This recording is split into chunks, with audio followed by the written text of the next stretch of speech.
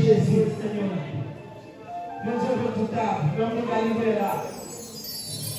Et lui, là, ici, présent, avec nous. Emmanuel, là.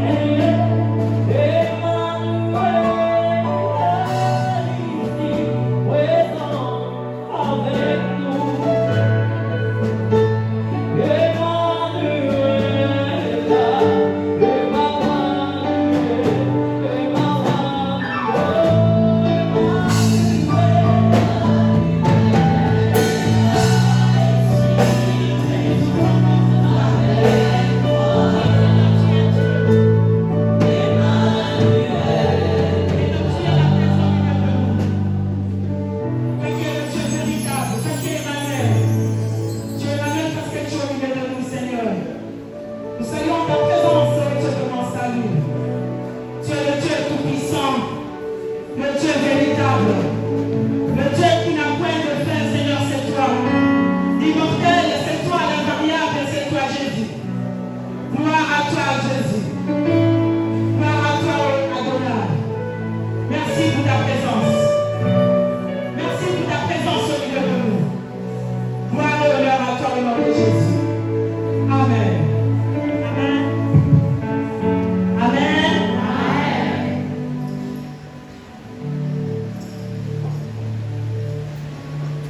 Je bénis le Seigneur pour la présence des mamans qui sont dans cette salle. Que le Seigneur vous bénisse. Merci Seigneur pour la grâce qui m'accorde ce soir pour parler de sa part. Je ne suis pas plus meilleur que vous, non. Alléluia. C'est juste la grâce. Nous sommes les résultats de la grâce du Seigneur. Nous sommes les résultats de la grâce de Dieu. Je bénis le Seigneur pour l'ange de la maison, notre papa, le pasteur Bout, parce que c'est lui qui a accepté que nous puissions organiser ce séminaire. Que toute la gloire revienne au Seigneur. Que Dieu le bénisse. Que Dieu bénisse également notre papa Ovaga. Vous savez qu'il est présent, il n'est pas avec nous physiquement, mais spirituellement il est avec nous. Amen.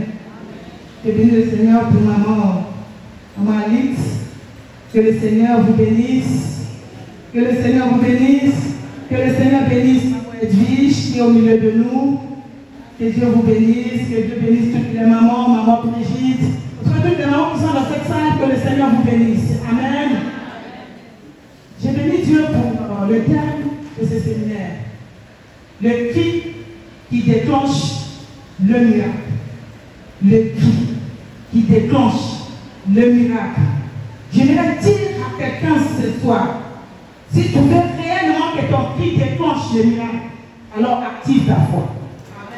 Si ta foi n'est pas activée, ton cri sera stérile.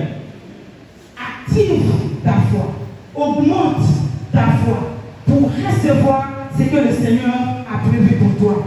Quoi qu'il est capable de réaliser l'impossible. Là où tu n'arrives pas, tu es capable. Ton problème, c'est de mettre ta foi en mouvement. Ton problème, c'est de mettre ta foi en action. Alléluia. Alors, qu'est-ce que nous entendons par les cris? Les cris, c'est une parole. Les cris, c'est un son émis par quelqu'un soulevé d'une émotion, soulevé d'une sensation. Alléluia. D'un sentiment. Ça, c'est le cri, ça, c'est la définition du cri. Alors, le sous-terme de la prédication de ce soir, c'est au cœur du désespoir, garde ta foi. Au cœur du désespoir, garde ta foi. Sans plus tarder, nous allons ouvrir nos Bibles dans le livre de Ésaïe. Je vais demander à maman Nina de m'aider dans la lecture. Je ne sais pas si elle est là. Maman Nina. Aline, s'il te plaît, tu peux m'aider dans la lecture. Dans le livre d'Ésaïe, chapitre 38, du verset 1 au verset 6.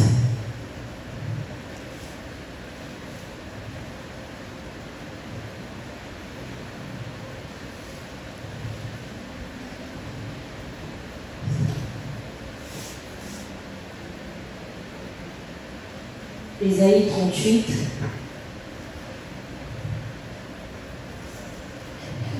Ésaïe 38, verset 6, je lis le nom du Seigneur. En ce temps-là, Ézéchias fut malade à la mort.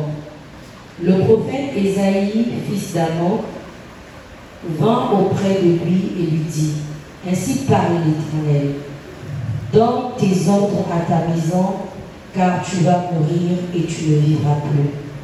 Ézéchias tourna son visage contre le mur et fit cette prière à l'Éternel. Ô Éternel, souviens-toi que j'ai marché devant ta face avec fidélité et intégrité de cœur, et que j'ai fait ce qui est bien à tes yeux. Et Ézéchias répandit d'abondantes larmes. Puis la parole de l'Éternel fut adressée à Ésaïe en ces mots: Va et dis à Ézéchias, ainsi parle l'Éternel, le Dieu de David, ton père. J'ai entendu ta prière, j'ai vu tes larmes. Voici, j'ajouterai à tes jours 15 années. Je te délivrerai, toi et cette ville, de la main du roi d'Assyrie. Je protégerai cette ville. Amen. Amen. Alléluia. Est-ce que nous pouvons acclamer? Nous pouvons acclamer. Non, maman, là vous avez applaudi. Est-ce qu'on peut acclamer l'Éternel? Est-ce qu'on peut acclamer Dieu? Est-ce qu'on peut acclamer notre éternel?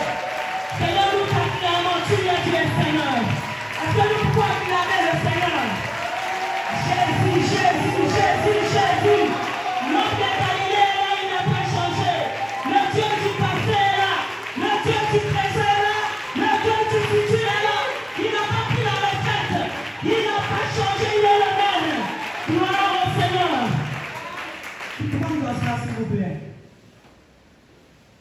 Et dans le passage que nous venons de lire, on nous parle d'Ézéchias. Mais qui était Ézéchias? Qui était Ézéchias? Vous savez, le peuple d'Israël était divisé en deux royaumes. Il y avait donc le royaume d'Israël qui était composé de 10 tribus et le royaume de Juda composé de 2 tribus. Et donc Ézéchias était le roi de Juda, du royaume de Juda. Donc c'est lui qui était à la tête du royaume de Juda. Mais quel est le témoignage d'Ézéchias dans la Bible? Quel est le témoignage? Nous allons lire 2 passages. Dans le livre de Chroniques, 2 Chroniques 31, verset 20. Le deuxième passage dans 2 Rois 18, verset 6. Je vais lire dans 2 Chroniques 31, verset 20. Lisons la parole de Dieu. Voilà ce que fit Ézéchias dans tout Juda. Il fit ce qui est bien, ce qui est droit, ce qui est vrai devant l'Éternel son Dieu. Dans 2 Rois 18, verset, nous allons seulement lire le verset 6, sinon pour commencer au verset 1. Mais nous allons prendre seulement le verset 6. Il fut attaché à l'Éternel. Donc Ézéchias fut attaché à l'Éternel. Il ne se détourna point de lui. Et il observa les commandements que l'Éternel avait prescrits à Moïse. Alléluia. C'est le témoignage d'Ézéchias. Ézéchias était un roi qui craignait Dieu. Ézéchias était un roi qui marchait selon les principes divins. Il ne ressemblait pas aux autres rois corrompus du royaume des autres tribus, ni même à son père, parce que son père a conduit Juda, le royaume de Juda, dans l'abomination. Son père a conduit le peuple dans l'idolâtrie. Mais Ézéchias, quand il arrive au pouvoir, qu'est-ce qu'il va faire? Il va déraciner l'idolâtrie de Juda. Il va enlever tous les faux dieux. Il va détruire tous les faux dieux qui existaient dans Juda. Il a servi le Seigneur fidèlement. La Bible dit qu'il fut attaché à l'Éternel. Il ne se détourna ni à gauche ni à droite. Donc il a conduit le peuple selon les sentiers de la droiture. Il a conduit le peuple selon les principes de Dieu, selon les lois du royaume. La Bible dit que Ézéchias craignait l'Éternel. Il craignait Dieu. Il ne ressemblait pas à ses contemporains. Vous savez, à l'époque, il manquait d'hommes de Dieu. Il manquait des vrais serviteurs de Dieu. Il manquait les leaders spirituels. Mais Ézéchias s'est distingué par son zèle, par sa manière de servir le Seigneur. Il a rétabli l'autel de Dieu dans Juda. Ainsi, l'adoration de Juda premièrement monter vers l'Éternel. Il a rétabli sa communion avec le Seigneur. C'est un homme qui craignait Dieu. Donc, chaque jour, Ézéchias repassait la parole de Dieu dans son cœur. C'est un homme qui craignait Dieu. Il ne marchait pas par rapport aux autres, mais il avait suivi les traces de son père. Il a dit non, moi c'est l'Éternel Dieu des armées. C'est un homme qui obéissait à l'Éternel. Il a conduit le peuple dans la droiture. Il a conduit le peuple selon les lois que l'Éternel avait prescrites à Moïse. Alors qu'est-ce qui va se passer dans la vie d'Ézéchias? Bien, ce n'est pas parce que tu es en bonne communion avec le Seigneur que le diable ne va pas t'attaquer.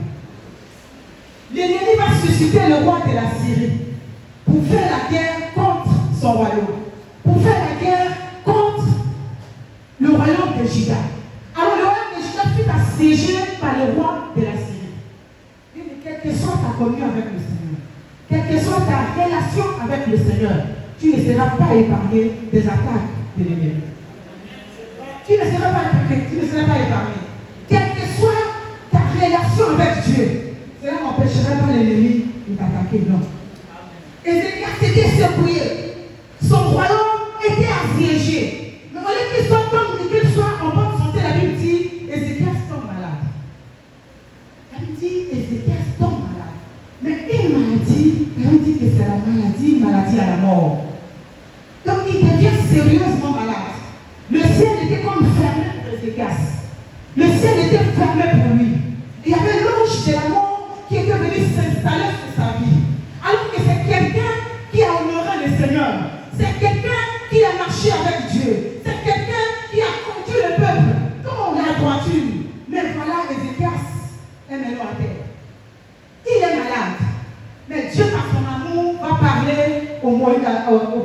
prophète Ésaïe. Dit à Ésaïe, va dire au roi Ézéchias, cette maladie est pour la mort, alors qu'il donne les ordres dans sa maison. Puis mais c'était pas facile. Ésaïe arrive. Vous savez, les prophètes, ils étaient des hommes respectés, des hommes très influents quand ils arrivaient dans une localité. Le prophète Ésaïe arrive pour annoncer le message venant de l'Éternel. Il dit au roi, cette maladie est pour la mort. Alors donne les ordres à ta maison.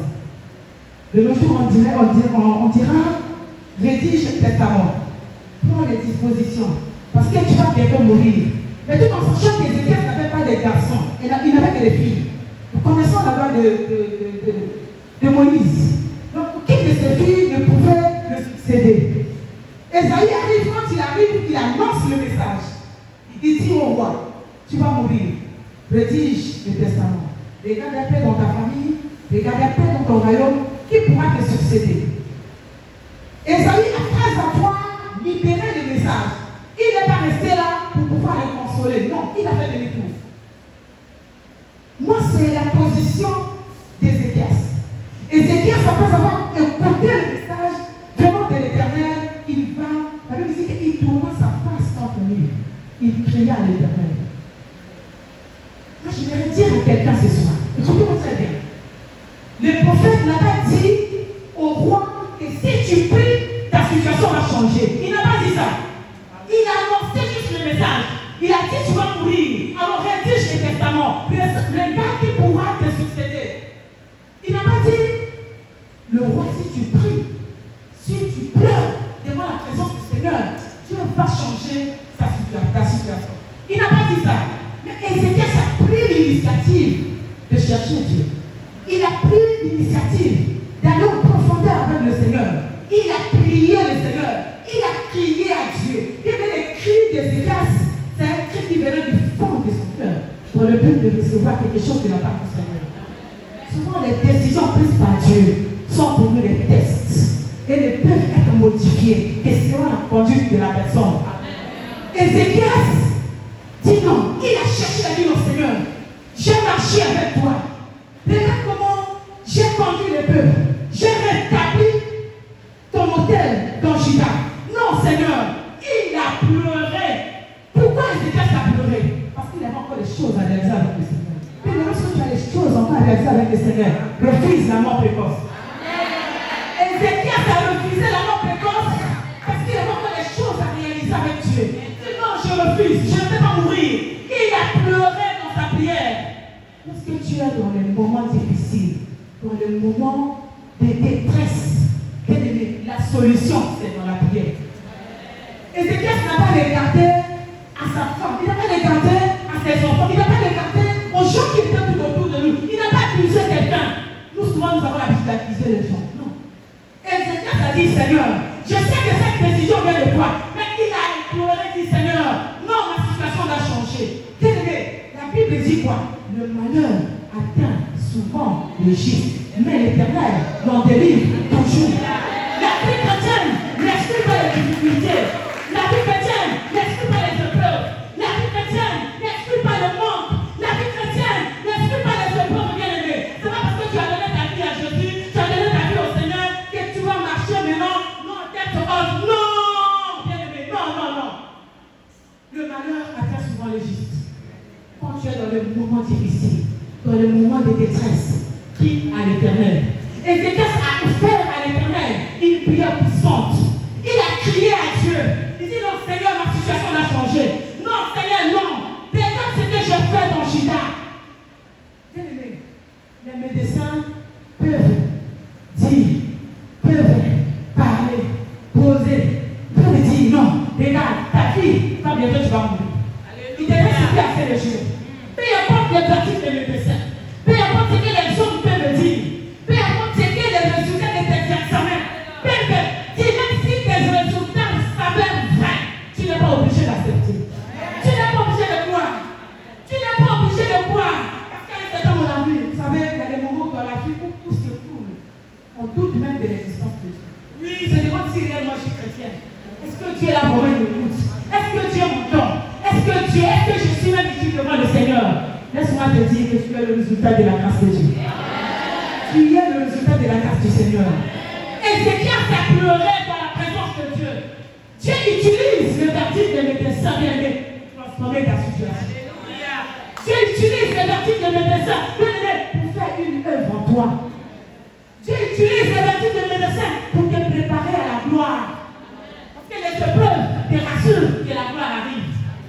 Les difficultés te rassurent que la gloire arrive. Cette maladie, bien-aimée, est pour toi une occasion, est pour toi une opportunité pour toi de croire dans la manifestation de la présence de Dieu. Ne te décourage pas. Devant les épreuves, face aux difficultés, crie à l'Éternel. Il est le Dieu qui écoute. Il est le Dieu qui entend. La Bible dit dans Hébreu, dans le livre des Hébreux, chapitre 13, nous allons prendre le verset 5, mais la partie B. La partie B dit ceci. Car Dieu lui-même a dit, je ne t'abandonnerai point, je ne te délaisserai point. Ça c'est l'Éternel Dieu qui parle. Il dit, je ne te délaisserai point, je ne t'abandonnerai point.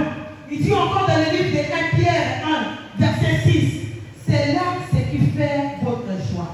Quoique maintenant, puisqu'il le faut, vous soyez attristés pour un peu de temps par diverses épreuves. Alléluia. Ça, c'est la parole de l'Éternel. L'épreuve te rend fort. L'épreuve te rend forte pour les mamans qui sont là. L'épreuve te rend efficace. L'épreuve te rend dynamique. L'épreuve te permet de chercher Dieu. L'épreuve te permet de rencontrer le Seigneur d'une autre dimension. Quand tu traverses des moments difficiles, crie à l'Éternel. La solution, c'est dans la prière. Ézéchias a crié à Dieu. Nous allons lire la prière d'Ézéchias. Il a dit à l'Éternel, ô Éternel, souviens-toi que j'ai marché devant ta face avec fidélité et intégrité de cœur, et que j'ai fait ce qui est bien à tes yeux. Ézéchias répondit d'abondantes larmes. Puis la parole de l'Éternel fut adressée à Esaïe en ces mots. Va et dis à Ézéchias, ainsi parle l'Éternel, le Dieu de David, ton père. Alléluia. Dieu a écouté la prière d'Ézéchias. Ézéchias a dit à l'Éternel, rends ma justice. Je marche dans l'intégrité. J'ai fait de la sainteté mon style de vie. Je me suis mise à part pour toi. Non, Seigneur, rends ma justice. Il est ce soir. Je ne sais pas ce que tu peux dire au Seigneur. Seigneur, rends ma justice. Regarde comment je me prive de beaucoup de choses. À cause de l'éternel, rends ma justice. Ézéchias a crié à l'Éternel, rends ma justice. J'ai conduit le peuple dans la toiture. Rends ma justice. Seigneur, rends ma justice. Qu'est-ce que tu peux dire à l'Éternel ce soir? Regarde bien ta marche. Est-ce que tu obéis réellement à la parole de Dieu pour dire ce soir, Seigneur, rends ma justice? Quelle est ta manière de considérer les autres pour dire au Seigneur, Seigneur, moi je traite les autres avec l'amour, rends ma justice? Ézéchias a dit, rends ma justice, je marche dans la sainteté, rends ma justice, je fais de la sainteté mon style de vie, rends ma justice. Ézéchias est quelqu'un qui menait une vie pieuse. Il a dit à l'Éternel, rends-moi justice. La Bible dit que Esaïe était encore dans la cour. Dieu va parler à nouveau au prophète Esaïe. Il dit à Esaïe, dis, va, dis à Ézéchias, j'ai écouté sa prière. La prière d'Ézéchias a provoqué le ciel. La prière d'Ézéchias a mis le ciel en mouvement. La prière d'Ézéchias a mis le ciel à son service. Dieu dit à Ézéchias, à Esaïe, j'ai écouté la prière d'Ézéchias. Il a dit à Ézéchias, je lui ajouterai 15 années de plus. Je lui ajouterai 15 années de plus. Je le délivrerai. J'ai délivré également sa vie. Esaïe fait des retours. Cette famille, c'est le même message agréable. Quand il arrive, il dit au roi, Éternel a écouté ta prière. Sa décision a été révoquée. Tu as révoqué sa décision. Tu as révoqué son décret. Tu as dit non, pas avec ce verdict. Sa décision a été annulée à cause de la prière d'Ézéchias. Mais qu'est-ce que dit la parole de Dieu? La prière du juste a une grande efficacité. Tu as écouté la prière d'Ézéchias. Tu as écouté la prière de Jésus parce que Ézéchias était un homme juste. prière, Dieu a dit, quand le prophète arrive, il dit à Ézéchias, Dieu a vu des larmes. Voilà pourquoi maintenant, quand il s'agit de prier, quand il s'agit de pleurer dans la présence du Seigneur, tu pleures. Parce qu'on ne sait pas à quel moment le Seigneur nous exauce. Dieu a dit à Ézéchias, j'ai vu tes larmes. J'ai vu ces larmes. J'ai vu ces larmes. J'ai répondu, j'ai écouté la prière d'Ézéchias. Dieu a créé la requête d'Ézéchias. Il a dit, j'ai vu tes larmes. Le prophète, quand il arrive, il annonce. Il a dit à Ézéchias, tu es guéri. Dieu a écouté ta prière. C'est vrai, Dieu a utilisé le prophète pour faire au moment arriver à cette guérison. Mais la prière, l'exaucement, c'était la prière d'Ézéchias. Si Ézéchias n'avait pas prié, l'Éternel ne l'aurait pas guéri. Si Ézéchias n'avait pas prié, l'Éternel ne l'aurait pas guéri. Je ne sais pas qu'est-ce que les hommes ont dit pour toi. Je ne sais pas. Qu'est-ce que les médecins ont dit pour toi. Je ne sais pas. Le mot des ténèbres peut déclarer ta mort. Les hommes peuvent déclarer ta mort. Mais c'est Dieu qui a les derniers mots. Les derniers mots reviennent au Seigneur. Mais qu'est-ce que tu dois faire? Tu dois maintenir une dose de foi. Tu dois maintenir la foi. Parce que la foi, c'est la clé qui nous permet d'obtenir l'exaucement. Si tu n'as pas la foi, bien aimé, tes cris seront stériles. Ézéchias a crié à l'Éternel. Il a dit, Seigneur, rends ma justice. Dieu a écouté la prière d'Ézéchias. Il a dit, mon corps est en train de gémir. Mes os sont en train de se briser.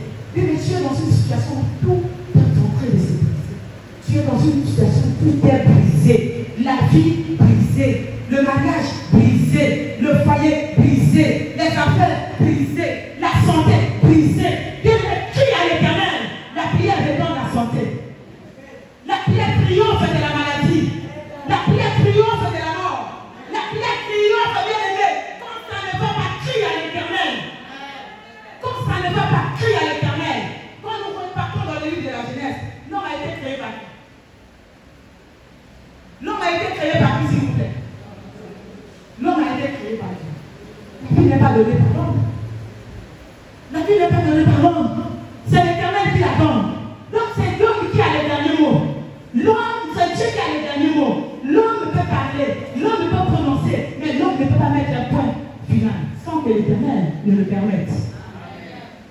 Donc quand ça ne va pas, crie à l'Éternel. Ne pleure pas, bien aimé, crie à l'Éternel. Quand il s'agit de gêner, tu gênes. Parce qu'il y a des situations qui ne peuvent se débloquer que dans le jeu de la prière. Quand ça ne va pas dans ta vie, crie à l'Éternel. Voilà pourquoi un homme, je l'aime beaucoup. Cet homme, c'est Job. Job a dit, mon rédempteur est vivant. Il s'élèvera les derniers. Il s'élèvera les derniers. Nous allons lire le passage de Job. Dans Job 19, versets 25 à 26.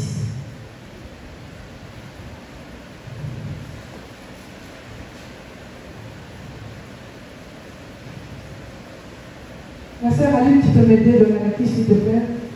Job 19, verset 25 au verset 26.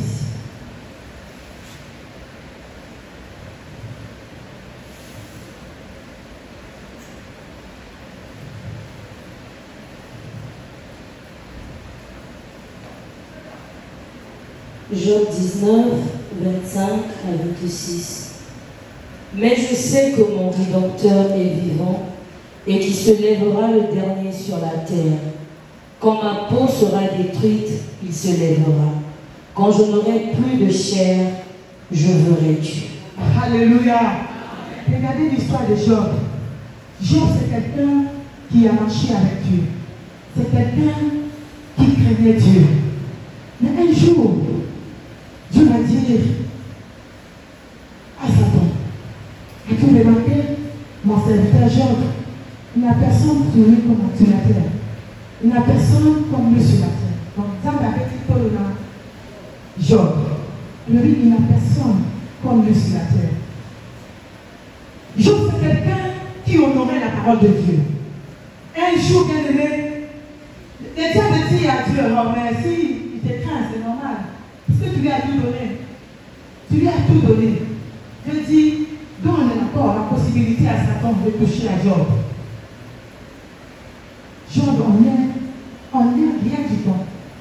Il perd tout. Il perd tout. Il perd ses biens. Il perd toutes ses richesses. Au lieu d'être en bonne santé, il souffre maintenant de l'ulcère malsain. C'était pas facile pour lui. Job était maintenant dans la souffrance, en train de souffrir. Sa femme, au lieu de le soutenir, sa femme dit, maudit seulement Dieu et meurt. Ce n'est pas un problème, maudit seulement Dieu et meurt.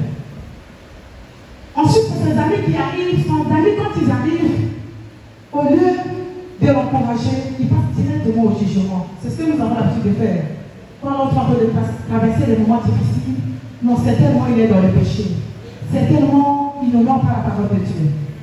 C'est les amis des gens, ils ont directement jugé. Ils ont dit non, tu es dans le péché. Tu es dans le péché, voilà pourquoi tu es en train de souffrir. Job de répondre, mon rédempteur est vivant. Il se lèvera le dernier. Je ne sais pas ce que tu es en train de traverser. Je ne sais pas ce que tu es en train de vivre. Dieu dit à Satan, tu peux toucher à ses biens, tu peux toucher à sa richesse, mais sauf à ta santé, sauf à sa vie. Pourquoi? Parce que l'homme ne peut pas démolir ce que le maître a bâti. L'homme ne peut pas détruire ce que les créatures ont bâti. Dieu dit à Satan, tu peux toucher à tout ce qui lui appartient, mais sauf à sa vie. Lorsque le monde des ténèbres prépare ton enterrement, Dieu lui regarde au témoignage qui glorifiera son nom. Les deux sont en train de parler parce que ta maladie te demande, moi je veux seulement mourir, mais Dieu lui regarde au témoignage qui glorifiera son nom. Le monde verra. La Bible dit que le monde attend avec un ardent désir la révélation des fils de Dieu. Le monde verra Dieu dans ta vie par rapport à ta situation. Les gens verront le Seigneur par rapport à ce que tu es en train de traverser. Les gens donneront leur vie au Seigneur par rapport à ce que tu es en train de vivre. Parce que eux, ils verront la main de l'Éternel. Tu vas témoigner, bien-aimé. Tu ne mourras pas. Non, tu ne mourras pas. Tu ne mourras pas. Job a dit, écoutez la parole de Job. Job a dit ceci, quand je n'aurai plus de chair, c'est alors que je verrai le Seigneur. David dit, quand je marche dans la vallée de l'homme de la mort, je ne crains aucun mal. Car ta roulette et ton bâton me rassurent. Quand je marche dans la vallée de l'homme de la maladie, je ne crains aucun mal. C'est alors que je verrai l'Éternel. Quand je marche dans la vallée de l'homme de l'échec, je ne crains aucun mal. C'est alors que je verrai l'Éternel. Quand je marche dans la vallée de l'ombre, des épreuves, des difficultés, je ne crains absolument rien. C'est alors que je verrai Dieu. Quand je marche dans la vallée de l'ombre, où tu te demandes, mais Seigneur, où est ma vie? Seigneur, c'est alors que tu verras l'Éternel. Je me dis, quand je serai, c'est-à-dire, quand ça posera et il n'y aura même plus de eau, si c'est alors que je verrai l'Éternel, quelle foi. Déclaré, tu as le cancer. Il n'y a pas un traitement jusque-là. Tu es déjà au pas, tu n'arrives pas. C'est alors, cherche Dieu. C'est alors que tu verras l'Éternel. Ton problème, c'est d'activer ta foi. Mets ta foi en mouvement. N'écoute pas ce que les gens disent. Parce qu'à un certain moment, c'est que nous écoutons. Ah non, ça n'est pas. Tu dis, Seigneur, moi c'est toi. Job dit, quand je serai, dans le verset, quand je n'aurai plus de chair, je verrai l'Éternel. Quand je n'aurai plus d'espoir, c'est alors que je verrai l'Éternel. Au cœur du désespoir, c'est alors que je verrai Dieu. Au cœur du désespoir, je verrai l'Éternel. Au cœur du désespoir, je verrai Dieu. Bien-aimé, active ta foi. Active ta foi, parce que notre Dieu n'a pas changé. Dieu aujourd'hui exauce nos prières. Dieu exauce nos prières, bien-aimé, sur la base de l'œuvre de la rédemption, accomplie par le Seigneur Jésus. Dieu exauce nos prières. Nous allons lire dans les livres de Jean.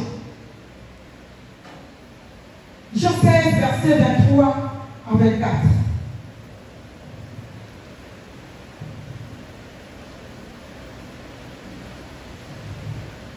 Jean 16, versets 23 à 24. Je vais demander à IBNB de faire la lecture, s'il vous plaît.